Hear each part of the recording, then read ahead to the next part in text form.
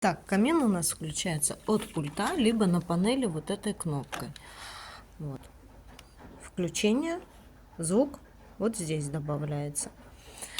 Если вы часто им пользуетесь, то раз в сутки нужно добавлять воду. Для этого мы убираем эту экспозицию из дров в сторонку. Здесь находятся два контейнера. Достаем каждый контейнер.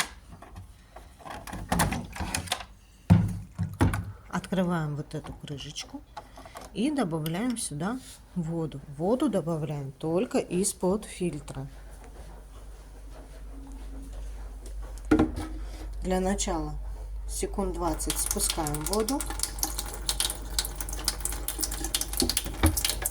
а потом уже добавляем в контейнер.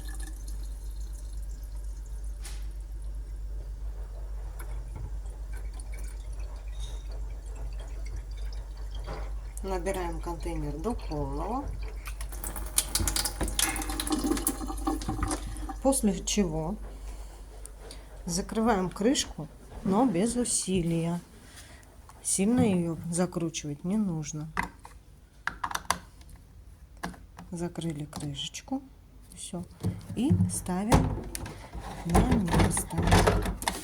Если вода... Вот, ставили на место.